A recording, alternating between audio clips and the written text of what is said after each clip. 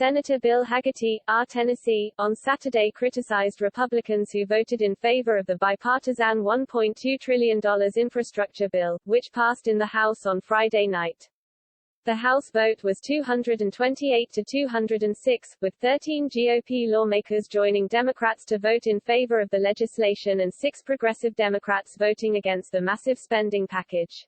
It was very surprising to me to see 13 Republicans basically bail Nancy Pelosi out, Hagerty said on Fox News CAVUTO Live Saturday morning.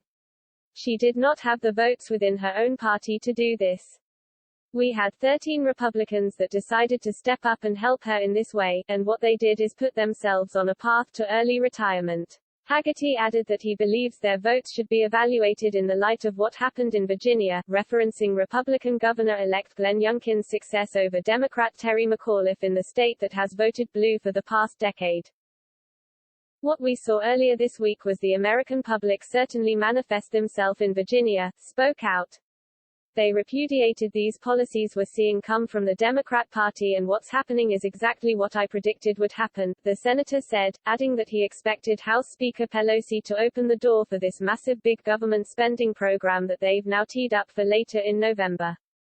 House lawmakers also voted 221 to 213 on Friday to pass the procedural rule for President Biden's expansive social spending bill, clearing the way for House Democratic leaders to eventually bring the president's $1.75 trillion Build Back Better plan up for a vote. The American public will not want this, Hagerty said of the social spending legislation. I'm thinking the consequences are going to be pretty severe for those who have enabled this, and, particularly, these 13 Republican House members. After looking at what happened in Virginia just earlier this week, it really does puzzle me. The Tennessee senator went on to criticize extended unemployment benefits, the COVID-19 vaccine mandate, and efforts to slow oil production within the U.S.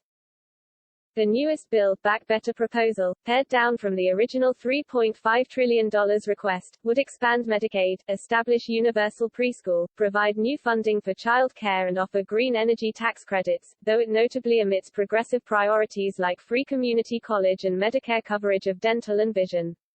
It relies on $1.95 trillion in new taxes, including a 15% corporate minimum and a surcharge aimed at ultra-millionaires.